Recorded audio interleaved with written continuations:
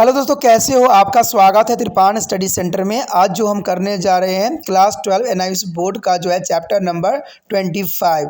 ये chapter biology का है, जिसमें हम प्रिंसिपल्स ऑफ इकोलॉजी के बारे में पढ़ेंगे। ये चैप्टर कई मानने में कई क्लास के बच्चों के लिए इंपॉर्टेंट है, चाहे 11वीं क्लास के हों, चाहे +2 हो, जिनके सीबीएसई एनसीईआरटी हो, ठीक है, चाहे वो यूपी बोर्ड को, बिहार बोर्ड के बच्चों के लिए भी ये बहुत ही इंपॉर्टेंट है। ये टॉपिक इसलिए इंपॉर्टेंट और भी होगा क्योंकि ये आपको हिंदी इंग्लिश दोनों माध्यम में समझाई जाएगी और जो है स्क्रीन पे दिखाई भी जाएगी। तो ये काफ़ी इंपॉर्टेंट है आपको नोट्स करने के लिए, ठीक है। लेकिन आपको पता ही है कि चैप्टर स्टार्ट करने से पहले एक बात जो मैं हमेशा कहता हूँ, जिसको आपको सोचना भी चाहिए, विचार भी करना चाहिए और अमल भी करना चाहिए, वो ये है कि जब भी वीडियो देखिए पूरा देखिए, क्योंकि अधूरा जानकारी सदैव खतरनाक होता है। साथ में एक इंपॉर्टेंट बात ये भी रहता है, अगर आप पहली बार वीडियो देख रहे हो तो लाइक शेयर सब्सक्राइब करना मत भूलना, क्योंकि दोस्तों लाइक कीजिएगा तो बनाने वाले का मनोबल बढ़ता है, सब्सक्राइब कीजिएगा तो इससे ये होता है कि जब भी मैं कोई वीडियो डालूंगा उसका नोटिफिकेशन आपको समय रहते मिल जाएगा। और देखिए, शेयर का मतलब ये होता है कि आपके थ्रू ना जाने किन बच्चों को हेल्प मिल जाए, ये आप भी नहीं जानोगे, इसलिए जो है आप शेयर जरूर करो, ठीक है। व्हाट्सएप स्टेटस पे भी लगाओ। दोस्तों एनआईएस सेंटर जो है कई मानने में बहुत से बच्चों के लिए हेल्पफुल है, चाहे वो 8th क्लास हो, 9th 10th 11th 12th हो, चाहे वो एनआईएस बोर्ड के बच्चे हों, ठीक है, चाहे बीए एमए के बच्चे हो, सभी क्लासों के लिए कुछ ना कुछ जो है त्रिपाण सेंटर में उपलब्ध है। तो इसलिए आपके लिए ज़रूरी है कि आप सब्सक्राइब करके इसको चैनल को जो है सेव कर लो, नहीं तो बाद में अगर रिसर्च करोगे तो शायद आपको ये चैनल प्राप्त ना हो। तो इसलिए सोचना नहीं, विचार नहीं करना है, सब्सक्राइब करके जो है अपने पास सेव करना है। दोस्तों ये तो बात था आपके लिए, लेकिन अब देखते हैं हमारा आज टॉपिक क्या है। तो our next topic is species composition. The species composition is most important. A community is the assemblage of many, a population that is living together at the same place. And the time, for example, as a tropical forest is a community consists of tree and the winds and the herbs and the shrubs, is along with their large number of different species of animal. This is known as the species compositions of tropical forest ecosystem. There is a vans, herbals, and the shrubs is called to their tropical forest ecosystem. Each ecosystem has its own specific composition depending upon to the suitability of the habitats and their climate. That is the most important here. If you compare of animal and plant population of the forest, they entirely are different from those of the grassland. Not only there are types of species difference in the two ecosystem, but even there is a total number of biomass is various. And the various area of forest ecosystem support a much larger number of species of plant and animal and than a grassland. The total number of types of the species in the communities determine it is the stability of ecosystem balance. There is a ecosystem equilibrium. That is called to the ecosystem equilibrium. The next here is the certification. Certification is a topic here is the most important. The vertically and horizontal distribution of plant, it is ecosystem, it's called ecosystem certifications. There is the most important, there are distribution of the horizontal and vertically is their plant in ecosystem, it is called to the ecosystem certification. And the you would be have to observe that a plant are a different height in a forest. The tallest tree make the top of canopies, and this is followed by the short tree and the shrubs, and there is the forest floor is the covered with the herbs, grasses, and the some is the roving animal like a underground in their tunnels are on the root of the plants. And each layers from the tree top to the forest is a floor and has the characteristics of fauna and flora. And this is termed to the vertical certification of the forest is ecosystem. And there on the other hand is a desert ecosystem showing to the discontinuous layer of the scant vegetation and animals with the some bare a patch of the soil showing in the types of horizontal certification. दोस्तों यहाँ पर बात आ गया है प्रजाति संगठन का। देखिए, हर जीव जंतु हो, चाहे इंसान हो चाहे जीव जंतु हो, सब में जो है संगठन होना अत्यंत महत्वपूर्ण है। कहते हैं किसी एक स्थान एक समय में पाए जाने वाले अनेक विशिष्टों के समूह को समुदाय कहते हैं। यानी एक ही जगह कई तरह के जीव जंतु पाए जाते हैं, पेड़ पौधे पाए जाते हैं उसको ही समुदाय कहते हैं, कम्युनिटी कहते हैं। जैसे इंसानों में भी होता है कि एक सोसाइटी कब कहलाती है, जहाँ पर कई प्रकार के लोग रहते हैं और अपना जीवन निर्वाह करते हैं, उसी को कम्युनिटी भी कहा जाता है। उदाहरण एक, अगर उष्णकटिबंधीय एवं वन समुदाय में पेड़, लताएं, शाख और झाड़ियां, विभिन्न प्रकार के जंतुओं को, जातियों के समूह को जो संगठन कहा जा सकता है। आवास की उपयोगिता और जलवायु के आधार पर प्रत्येक पारिस्थितिक तंत्र का अपना एक संगठन होता है। यदि आप एक वन एवं चरगाहों के जंतु एवं पादप समष्टि की तुलना करें तो आप पाओगे कि सर्वथा विभिन्न है। इन दो पारिस्थितिक तंत्रों में न केवल जातीय प्रकार की विभिन्नता पाई जाती है, वरन उनकी कुल संख्या एवं जैव पदार्थों में भी विभिन्नता देखने को मिलता है।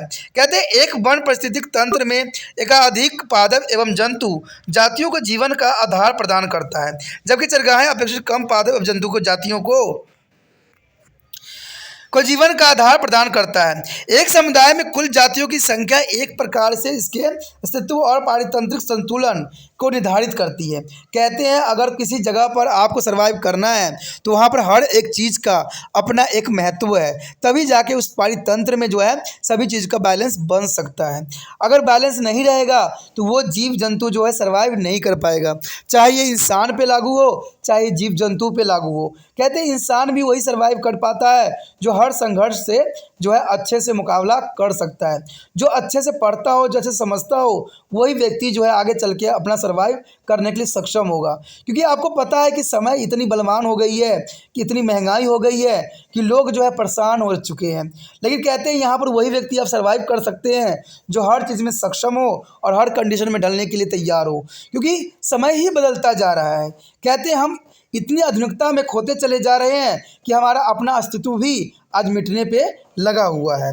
तो यही बात यहाँ आगे हमारा अगला टॉपिक दर्शाता है, जो बताता है कि सतहीकरण। देखिए सतहीकरण वही एक पार्ट होता है जिसमें अगर हम इसको आर्ट्स के सब्जेक्टों में पढ़े तो जानेंगे कि सतहीकरण का मतलब ही होता है ऊंच नीच का भेदभाव पाया जाना।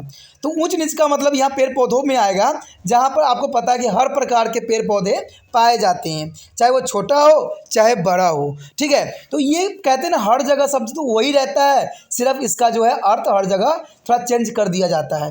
ठीक है, अगर आप इसको आर्ट्स में लोगे तो इसको इसका मतलब होता है ऊंच नीच का भेदभाव पाया जाना, उच्च जाति और निम्न जाति का को कहते हैं हम सतहीकरण। अगर हम यहाँ पर ले तो यहाँ बायोलॉजी में ले तो इसका मतलब होता है कि पेड़ पौधों में जो लंबाई, उसकी चौड़ाई, उसके रंग रूप में जो डिफरेंस पाए जाते हैं उसी को सतहीकरण का यहाँ पर नाम दिया गया है। कहते हैं एक पारितंत्र तंत्र में पादपों का जो है ऊर्ध्वाधर और क्षैतिज वितरण पारिस्थितिक सतहीकरण कहलाता है। यानी आप यहाँ पर देख सकते हो कि ये जो है ऊर्ध्वाधर और जो यहाँ पर होता है क्षैतिज, इन्हीं चीज़ को जो है पारिस्थितिक सतहीकरण कहलाता है। आपने देखा ही होगा कि वनों में विभिन्न ऊंचाई के वृक्ष होते हैं। सबसे बड़े पेड़ शीर्ष छतरी का निर्माण करते हैं, इसके बाद छोटे पेड़ होते हैं, झाड़ियाँ, शाख, घास पाई जाती है। तो ये सारे सतहीकरण के ही अंतर्गत आता है। कुछ बिल बनाकर यानी कुछ बिल बनाकर रहने वाले जंतु जमीन के नीचे वृक्षों के जड़ों में भी रहते हैं। तो यानी हर तरह के जीव जंतु जो है यहाँ पर पाया जाता है। कहते हैं वृक्ष के शीर्ष से लेकर वन धरातल तक प्रत्येक स्तर की अपनी अभिलक्षणिक प्रजाति यानी फना और जो है फ्लोरा यानी पादप जात होती है। देखिए दोस्तों, यहाँ फना का मतलब प्राणी जात होती है और फ्लोरा का मतलब होता है पादप जात। कहते हैं इसे वन पारिस्थितिक तंत्र का ऊर्ध्व सतहीकरण कहलाता है। और दूसरी ओर मरुस्थलीय परितंत्र में अल्प अनियमित पादप एवं जंतु सतर पाए जाते हैं। इन तंत्रों को क्षैतिज सतहीकरण भी कहा जाता है। कहीं कहीं पर तो जंतु एवं पादप भी पाए जाते हैं। तो ये सतहीकरण जो है काफ़ी इंपॉर्टेंट है। चलिए देखते हैं हमारा अगला टॉपिक क्या है। So here is the most important topic for our class. There is the food chain. There is the food chain is the most important here. The transfer of the food from a plant and a producer through their series of organism with the repeated eating and begin it is called to the food chain. There is a show in this diagram here a grass. Their grasses is the eating by the grasshopper. The grasshopper has the frog is eating to the grasshopper and snake eating for the frogs and the eagle eating to the snake. There is the making of the food chain. There is a food chain is the series of organism. They are repeating eating. There is simple language. There are a series of organism with the repeating eating. It is called to the food chain. Each step is a food chain is called tropical level. In the above example, grass is a first and the eagle represent a fifth tropical level. There is a different size and different category. And some more example of food chain is given here.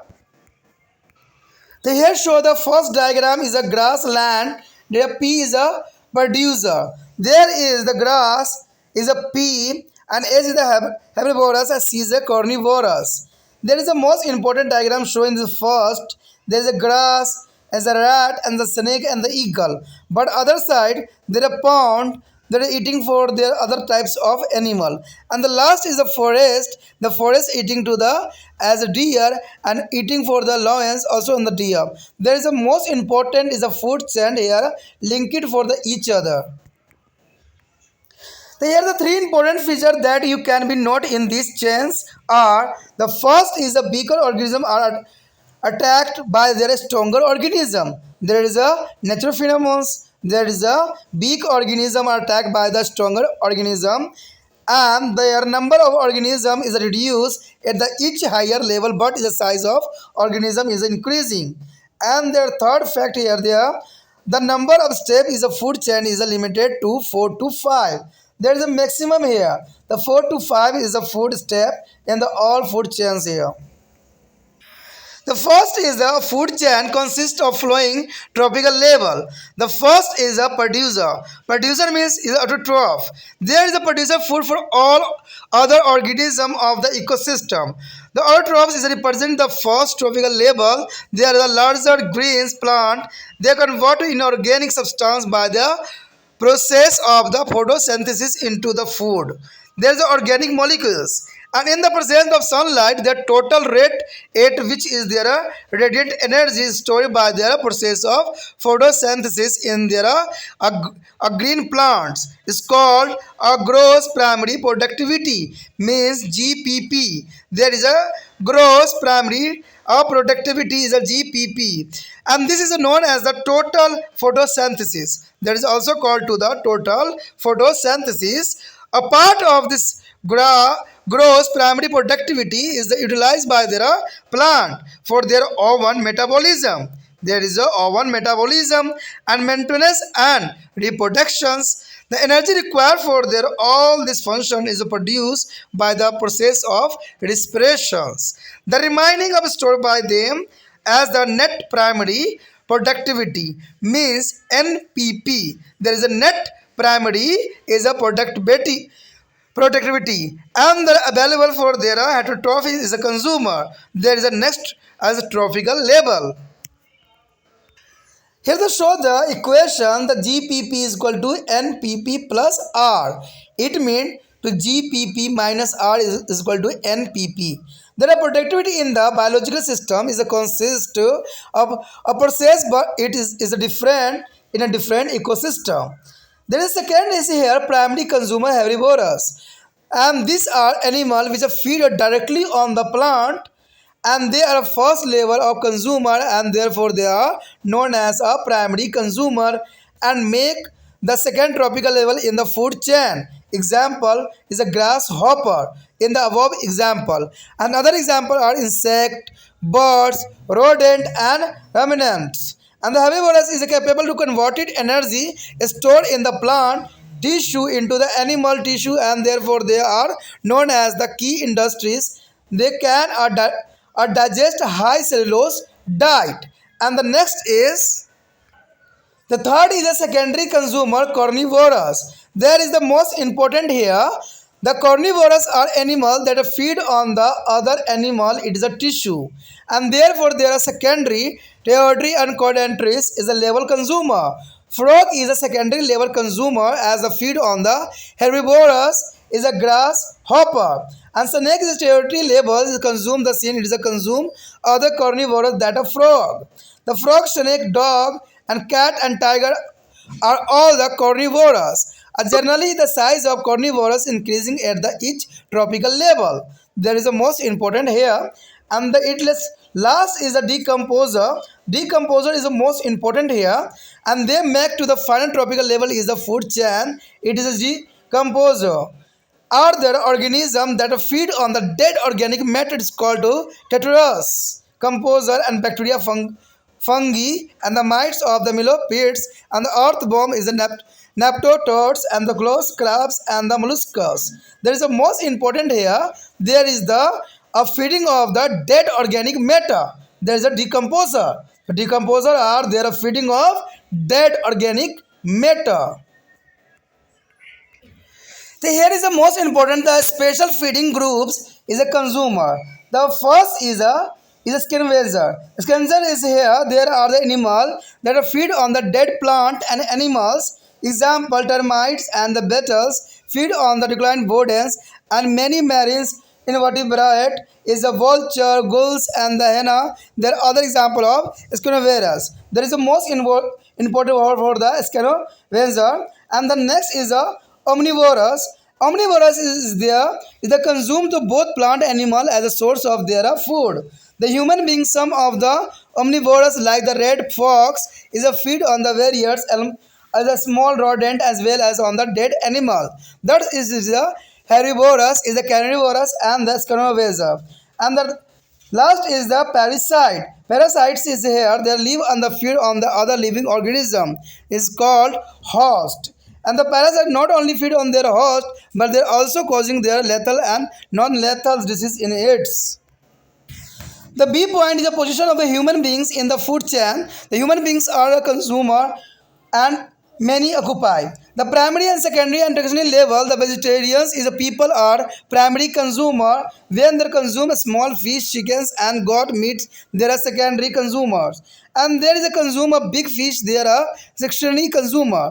Can explain why the big fish feed upon a small fish and other animal aquatic animals? That is the most important for you. दोस्तों हमारा यहाँ पर topic आया है खाद्य चैन। देखिए food chain बहुत ही important होता है क्योंकि इससे क्या होता है एक दूसरे के साथ जो है हर चीज़ जुड़ा हुआ होता है, एक के बिना एक अधूरा होता है। जैसे आपको पता ही है कि त्रिपाण सेंटर अधूरा तब तक रहेगा जब तक आप लोगों की सहयोग नहीं प्राप्त होगा, क्योंकि कहते हैं ना एक जीव सर्वाइव कहीं नहीं कर सकता, चाहे वो जीवन की संघर्ष में हो चाहे वो पर्यावरण में हो, हर जगह जो है एक दूसरे की सहायता की आवश्यकता होती है।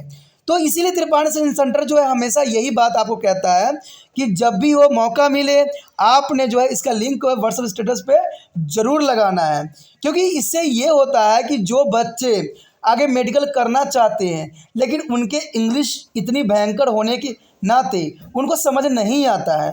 कई टीचर तो ऐसे इंग्लिश बोल रहे होते हैं जो आधे वर्ड होते हैं और आधे वर्ड निकलते ही नहीं हैं, जो बच्चों को भी पल्ले नहीं पड़ता है।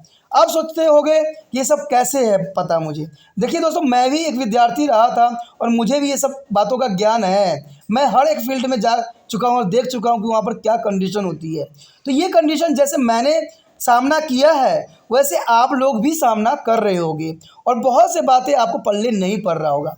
तभी तो त्रिपाण सेंटर आपके लिए जो है हिंदी इंग्लिश दोनों लैंग्वेज में समझाने की कोशिश किया जाता है और साथ में जो डिस्प्ले होती है आपको वो भी हिंदी इंग्लिश में होती है, जो कि काफ़ी इंपॉर्टेंट रहता है और ये आपके लिए समझ के लिए भी ज़रूरी है। कहते हैं जब बच्चे एडमिशन कराते हैं तो टीचर जो होते हैं उनको बहुत तरह के प्रताड़ना देते हैं कि आप नहीं कर सकते, आगे नहीं बढ़ सकते, आप हिंदी मीडियम में थे, आपको समझ में नहीं आएगा। लेकिन मैं ये नहीं चाहता कि बच्चे कि मैडम को कहने से टीचर के कहने से आप जो अपने सपनों को अधूरा छोड़ के चले जाओ। कहते हैं ये त्रिपाण सेंटर के साथ जो बच्चे जुड़ते हैं वो कभी ये बात नहीं सोचते हैं।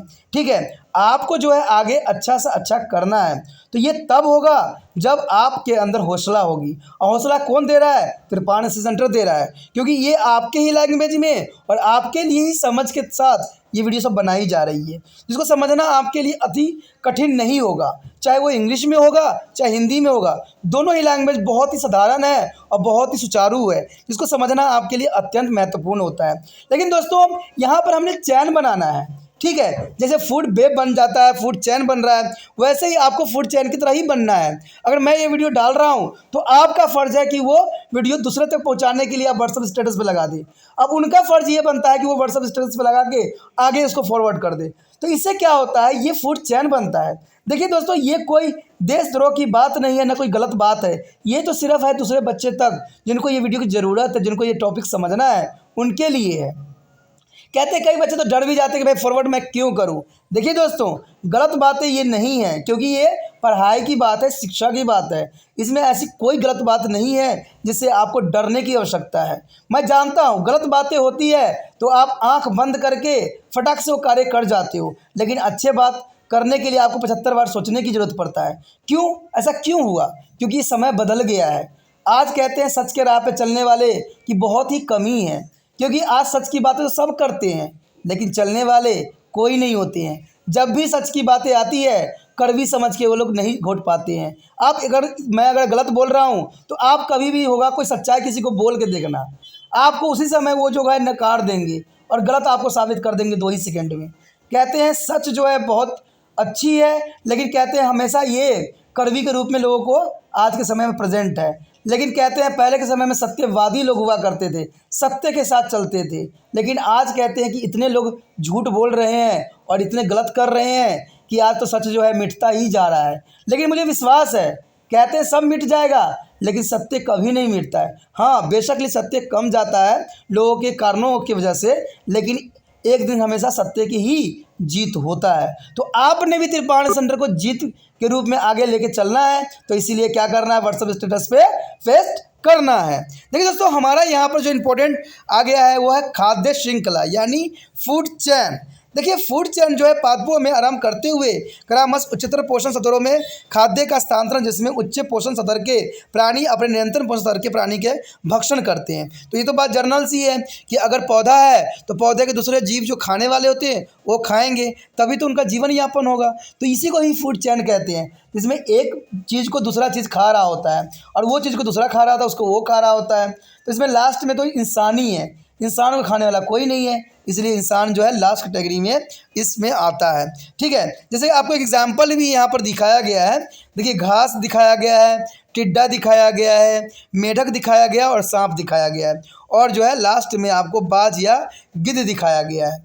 तो ये जो है एक तरह से फूड चेन बना रहा है। ठीक है, एक के साथ दूसरा जुड़ा हुआ है। कहते हैं अगर आप इसमें से किसी को भी हटा दोगे ना तो पूरा फूड चेन जो है बिगड़ जाएगा, और कहते हैं संसार भी ख़त्म हो जाएगा अगर इनमें से एक भी चीज़ को अगर डिस्टर्ब कर दिया।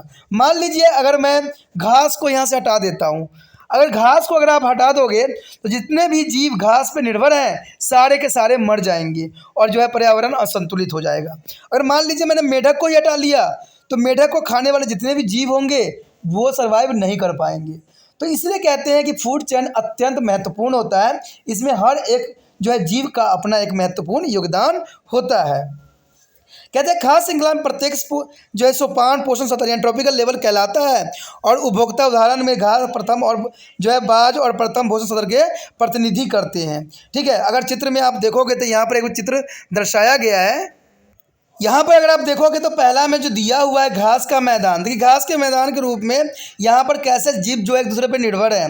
ठीक है, पौधों पे चूहा निर्भर है और चूहा पे जो है सांप निर्भर है, सांप पे जो है अब जो है गिद्ध या ईगल निर्भर है। अगर तालाब में देखा जाए तो तालाब में अगर आप देखोगे तो पहले जो पौधे होते हैं जो अपना भोजन स्वयं बनाते हैं उसको खाने वाले छोटे छोटे कीटे पतंग होते हैं, और उसके बाद मछलियां उनको खा जाते हैं और मछलियों खाने वाले जो है बगुला सबसे ऊपर बैठा पड़ा है।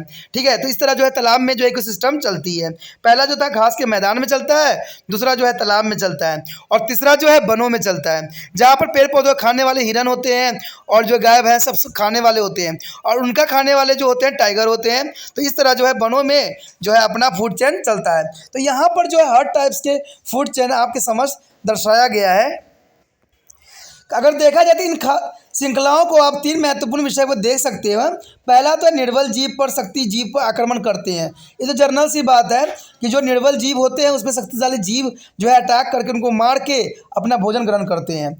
प्रत्येक उच्चतर पोषण स्तर पर जो है प्राणियों की संख्या कम होती जाती है जबकि आकार में वृद्धि होता रहता है। तो कहते हैं हर चीज़ जो है अपना सर्वाइव करना जानती है और तभी वो जो है नेचर में बनी रहती है। उसके बाद खाद्य श्रृंखला में जो है स्वापों की संख्या 4 से 5 तक सीमित रहती है।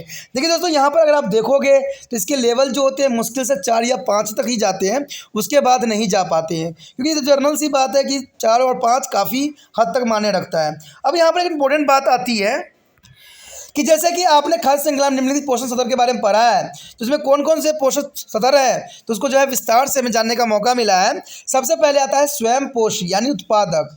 ये पाड़ी तंत्र में सभी अन्य प्राणियों के लिए खाद्य उत्पन्न करते हैं। कहते हैं स्वयं पोषी प्रथम पोषण स्तर की प्रतिनिधि होते हैं और ये मुख्यतः हरे पादप होते हैं जो प्रकाश सूर्य के प्रकाश की उपस्थिति में जो है प्रकाश संश्लेषण की प्रक्रिया द्वारा अकार्बनिक पदार्थों को खाद्य पदार्थ यानी कार्बनिक अणु में रूपांतरित कर देते हैं। तो ये जो है खाद्य पदार्थ को रूपांतरित करना अत्यंत महत्वपूर्ण होता है।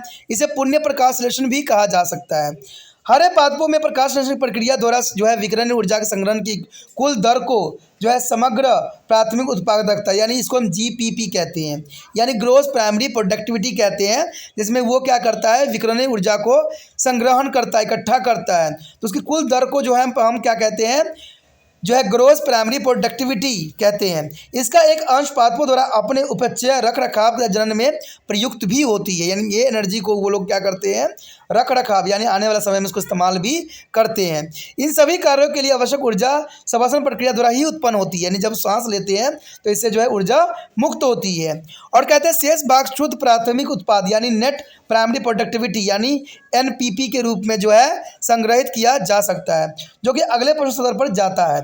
यानी एनपीपी जो दोस्तों होता है वो अगले स्तर पे जाता है, लेकिन अगर जीपीपी देखा जाए तो ये संग्रह होता है यानी एनर्जी इकट्ठा करने का एक तरीका होता है जिसको हम ग्रोस प्राइमरी प्रोडक्टिविटी कहते हैं। लेकिन जो दूसरे स्तर में जाता है वो जाता है एनपीपी यानी नेट प्राइमरी प्रोडक्टिविटी, ठीक है, जो कि बहुत इंपॉर्टेंट होता है। यहाँ पर आपको दिखाया भी गया है कि समग्र प्राथमिक उत्पाद प्लस नेट प्राथमिक उत्पाद प्लस श्वसन। अगर हम सिंपल देखें तो इसको क्या कहा जा सकता है, इसमें समग्र प्राथमिक उत्पाद माइनस श्वसन, इसका मतलब होगा शुद्ध प्राथमिक उत्पाद। अगर हम सिंपली लैंग्वेज में देखो तो GPP is equal to NPP plus R, लेकिन अगर आप जीपीपी और माइनस आर करोगे तो एनपीपी हो जाता है। तो ये काफ़ी समझाने के लिए काफ़ी इंपॉर्टेंट रहता है। आपको पता है कि जीपीपी जो होती है वो ऊर्जा संग्रहालय होती है यानी इकट्ठा होता है, लेकिन एनपीपी जो होता है ऊर्जा जाने वाला होता है। लेकिन अगर हम जाने वाला होता है, अगर दोनों को हम क्रिया कराएं तो जाने वाला प्राप्त होती है। तो कहते हैं जब तंत्र में उपयोगिता सतर प्रक्रिया है, लेकिन अलग अलग पारितंत्र तंत्रों में ये अलग अलग होती है, जो कि काफ़ी इंपॉर्टेंट बात भी यहाँ पर रखती है। यहाँ पर बताया गया है सबसे पहली बात प्राथमिक उपभोक्ता शाकाहारी, जो कि बहुत इंपॉर्टेंट रखता है। दूसरी नंबर पे ये प्राथमिक उपभोक्ता शाकाहारी, ये जंतु अपना भोजन सीधे ही पादपों से लेते हैं। ये प्रथम स्तर के उपभोक्ता होते हैं, अंततः प्राथमिक उपभोक्ता भी कहलाते हैं और ये द्वितीय पोषण स्तर के निर्माण करते हैं, जैसे टिड्डा इसका उदाहरण है। अन्य उदाहरण में कीट, पंक्षी, कुत्रक व जुगली करने वाले जानवर शाकाहारी प्राणी क्योंकि पादप में संग्रहित ऊर्जा को जंतु के उत्कों में परिवर्तन करने में सक्षम होते हैं। अंततः इन्हें मूल्य उद्योग यानी की इंडस्ट्री भी कहा जाता है। ये उच्च सेलुलोज आहार को पचाने में काफ़ी सक्षम होते हैं, क्योंकि आपको पता है पेड़ पौधों में काफ़ी जो होता है सेलुलोज होता है जिसको पचाने में काफ़ी सक्षम होते हैं। उसके पश्चात है तीसरी बात आता है द्वितीय उपभोक्ता में, जिसमें मांसाहारी आते हैं। कहते हैं मांसाहारी वह प्राणी हैं जो दूसरे जंतु एवं उनके उत्कों का आहार करते हैं। अंत या द्वितीय एवं तृतीय चतुर्थ स्तर के उपभोक्ता कहलाते हैं। जैसे मेढक द्वितीय स्तर का उपभोक्ता होता है क्योंकि वह टिड्डे का भक्षण करता है जो शाकाहारी है। इसमें सांप द्वितीय स्तर का उपभोक्ता है क्योंकि वह दूसरे मांसाहारी मेढक का भक्षण करता है।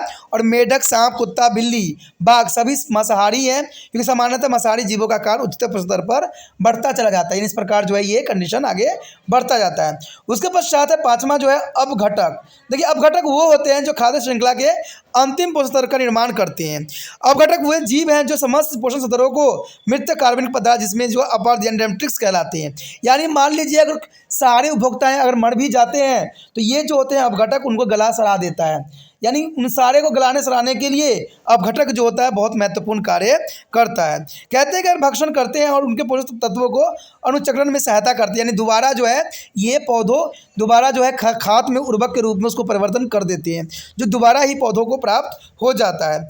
इनको दो समूह में विभाजित किया जा सकता है। पहला है सूक्ष्म अपघटक एवं वृत्तीय अपघटक। सूक्ष्म अपघटक जो अत्यंत जीव छोटे होते हैं जिसमें जीवाणु, कवक और आदि जीव हो सकते हैं। और वृत्तीय जो है घटकों में उदाहरण हो सकता है स्पिलटेगस, मैट्रस, मिलीपीडस, कुम्मी, फीता कुम्मी, क्वेक्रे आदि घेंगे सब इसमें सम्मिलित होते हैं। तो याद रखना अपघटक दो प्रकार की होती है, सूक्ष्म अपघटक और जो होता है वृत्तीय अपघटक। सूक्ष्म में जो होते हैं बहुत मैक्रो होते हैं जो दिखते नहीं है बट होते हैं, और वृत्तीय अपघटक में दिखते हैं और वो अपघटक करते हैं। अगर कुछ टर्म यहाँ पर देखा जाए तो हमारे समक्ष कुछ टर्म आया है विशेष अवसरण समूह। देखिए सबसे पहले है अपमार्जक, यानी हम स्कैवेंजर कहते हैं इसको, अपमार्जक को। ये वे जीवित मृत पादप एवं जंतु को अपना आहार बनाते हैं। यानी आप याद रखना, अपमार्जक का मतलब होता है कि जो मरे हुए जीव पर फीडिंग करके अपना जीवन यापन करते हैं, उसे हम अपमार्जक कहते हैं। ये जीव मृत पादप एवं जंतुओं को अपना आहार बनाते हैं। उदाहरण के लिए दीमक और विट्ठल आदि सड़ती लकड़ियों के भोजन प्राप्त करते हैं, और इनमें अनेक जो है कशेरुकी जलीय जंतु भी शामिल होता है, जैसे गिद्ध, समुद्री पक्षी और जो है लकड़बग्गा अपमार्जक जीवों के अन्य उदाहरण हो सकते हैं, क्योंकि ये मरे सड़े गले चीज़ों को खा के अपना जीवन यापन करते हैं। उसके पश्चात है सर्वभक्षी यानी सर्वहारी। देखिए सर्वभक्षी पादप एवं जंतु शत्रुओं को आहार के रूप में लेते हैं। उदाहरण मानव। कुछ सर्वभक्षी जीव जैसे रेड फ्रॉक्स, लाल लोमड़ी, ठीक है, सरस, फलों, कृतकों और मृत जीवों से आहार प्राप्त करते हैं। अंततः यह शाकाहारी, मांसाहारी और अपमार्जक भी होते हैं, यानी ये जो है सर्वभक्षी होते हैं, यानी सभी चीज़ों को जो है भक्षण कर सकते हैं। उसके बाद है परजीवी। परजीवी का मतलब होता है कि दूसरे के शरीर पर रह के अपना जीवन यापन करता हो, यानी परजीवी कहलाता है। ये जीवित प्राणी पर निर्भर करते हैं और उनके भोजन प्राप्त करते हैं। परजीवी परपोषी न केवल जीवित प्राणियों पोषण प्राप्त करते हैं, उनमें घातक एवं अघातक रोग भी उत्पन्न करते हैं। जैसे आपको पता ही है कि अगर बालों में अगर जू होता है तो वो भी आपके लिए परजीवी हो जाता है। पेट में अगर बॉम्ब्स कीड़े हैं तो वो भी परजीवी होते हैं, जो कि आपके अंदर रह के आपके ही ब्लड को चूसते हैं और आपको कई प्रकार की बीमारी को भी देते हैं।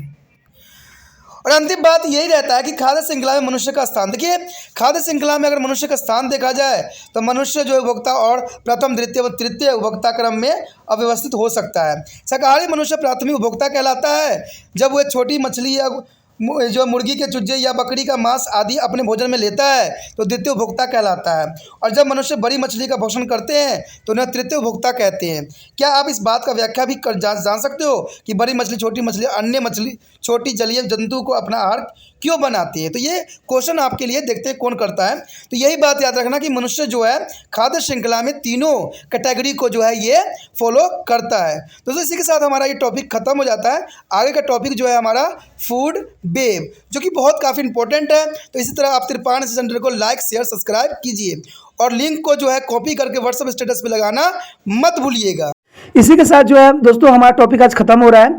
ठीक है, अगर आपको अच्छा लगा तो लाइक, शेयर, सब्सक्राइब जरूर कीजिए। अगर पहली बार अगर आप वीडियो देख रहे हो, पहली बार मेरे चैनल पे आए हो, तो सब्सक्राइब करना आपका फ़र्ज़ बन जाता है। सब्सक्राइब करने से ये होगा कि जो भी मैं आप क्लास के रिगार्डिंग कोई भी वीडियो डालूंगा उसका नोटिफिकेशन जो है समय समय पर आपको प्राप्त होता रहेगा। अगर सब्सक्राइब नहीं कीजिएगा, अगर आप दोबारा से त्रिपाण सेंटर पर आने की कोशिश कीजिएगा तो वहाँ पर आप त्रिपाण लिखिएगा तो जो है वो तिरपस कर देगा। ठीक है, जो आप गूगल पर सर्च को तिरपस कर देगा, जिससे वजह से आप जो है मेरे वीडियो का जो है फायदा नहीं उठा पाओगे।